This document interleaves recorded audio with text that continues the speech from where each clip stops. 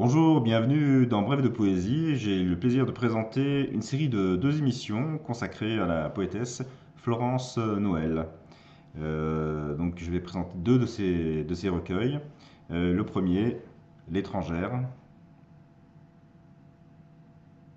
voilà, avec des dessins de Sylvie Durbeck, aux éditions Bleu d'encre, pardon. L'éditeur, c'est important.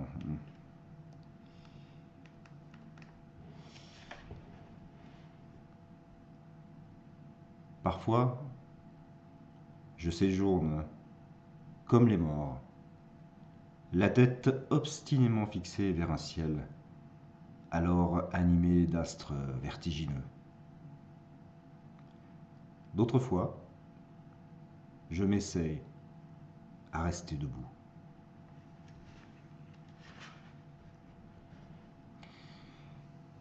Il y a grande douceur à aimer secrètement l'inflexion d'une main inconnue exécutant la danse qu'un rêve nous offrit, une nuit d'enfance.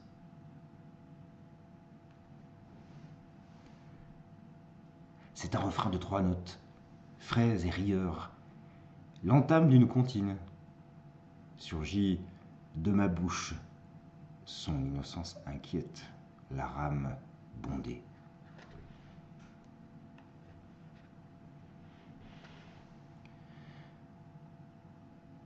Voilà, dites-vous, et le coussin soupire sous le poids de votre défaite. Qu'elle est triste, la paix des sommiers.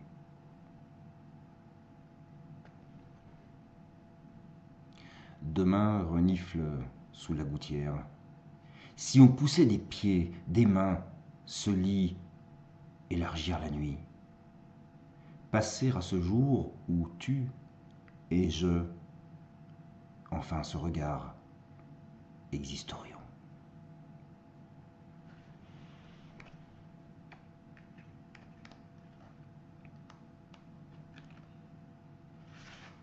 Ok.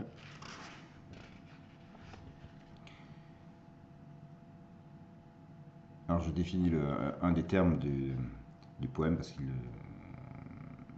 l'audition on ne peut pas distinguer le mot père, P-A-I-R de père. Donc c'est bien le mot père, P-A-I-R, qui est utilisé dans ce poème. Il adviendra qu'un père, elle aime ce mot, trempera une main dans son verbe et fera frère de sang sa plus grande espérance. Elle n'écrit que dans l'insondable tristesse ou l'insondable joie. Là, ce qui n'a nom réside amoureusement.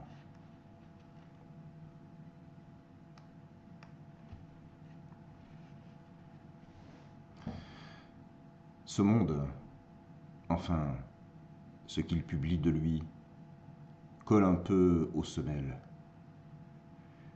Et fermer les yeux ne suffit plus pour s'envoler.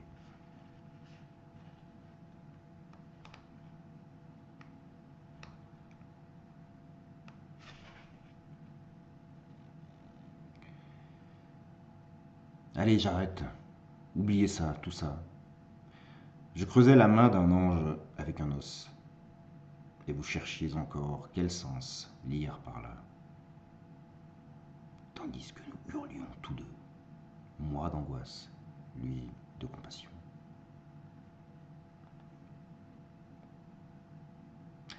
Un jour, je serai le truc de quelqu'un, pensa-t-elle, et alors Harry remporta la phrase. Non, décidément, je ne veux plus jamais être une tête de truc. Et elle rajouta un adverbe pour faire tâche, ou pire, un adjectif.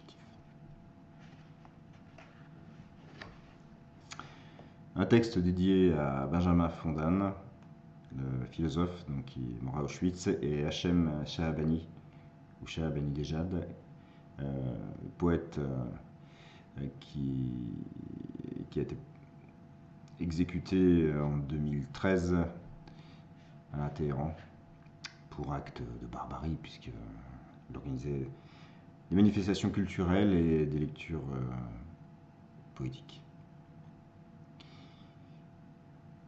Il paraît que les poètes et les poèmes ne demandent rien, qu'ils ne sont qu'un cri, qu'ils ne grippent ni les bielles des wagons à bestiaux, ni les grues à Téhéran.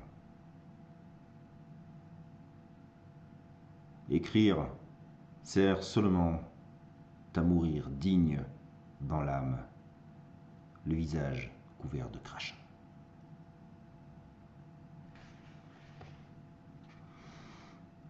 Magnifique et nécessaire.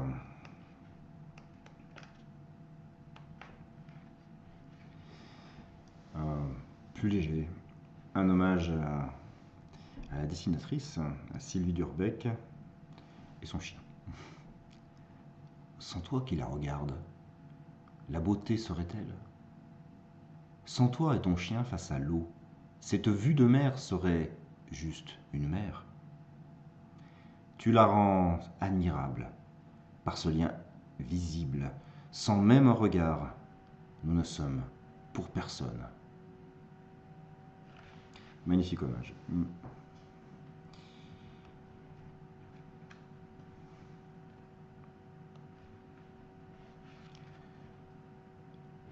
Ce manteau, je te le prête. Il a la lourdeur des larmes et le toucher rêche des abandons.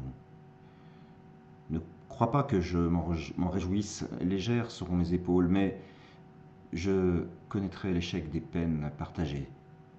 Seul, tu traverseras les pluies indiennes de l'enfance.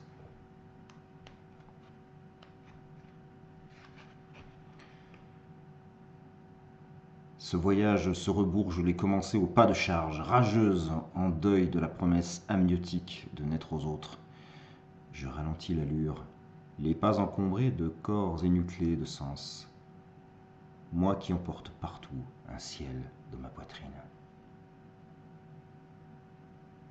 Naître, ce mot a coupé le souffle dans son écrin de hurlement. Quelqu'un a dû s'ouvrir, sentir sa chair s'écarteler, s'abandonner au pire, puis oublier, pour que tu existes si légèrement.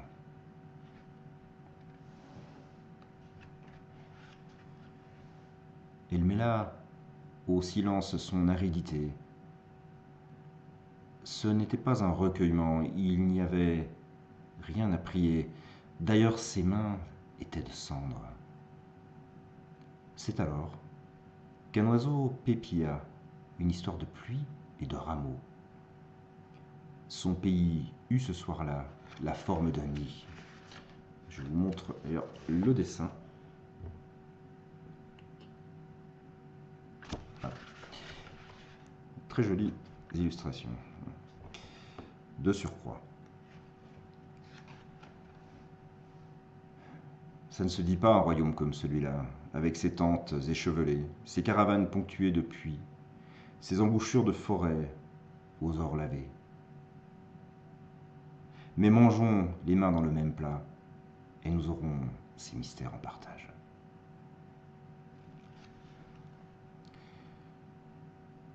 Je suis aussi cette femme sauvage, l'épouse d'humeur terreuse, trempée de ciel, aux doigts racines, aux jambes ailées, agitée de geysers et de séismes.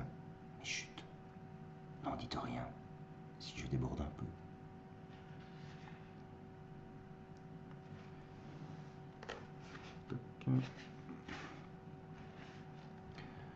Mon ombre, ne tarde plus. Je veux couvrir cette peau bavarde d'un peu de suie. Trop d'histoires traînent à mon sujet. J'ai le teint hachuré de rêves. Je m'évapore. Un merle boit l'encre de mon absence, à même ma paume.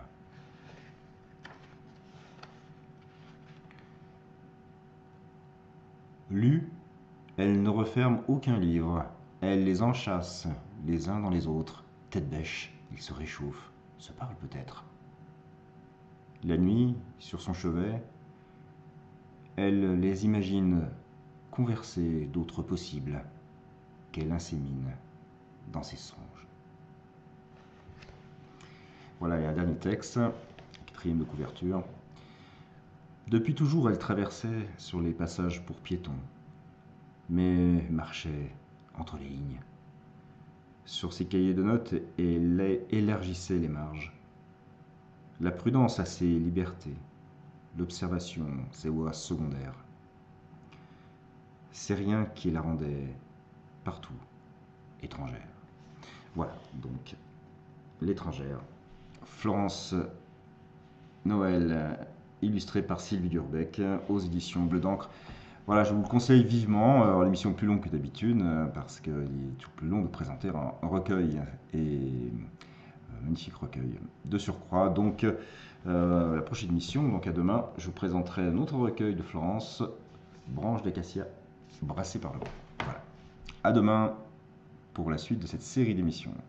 Passez une belle journée en poésie.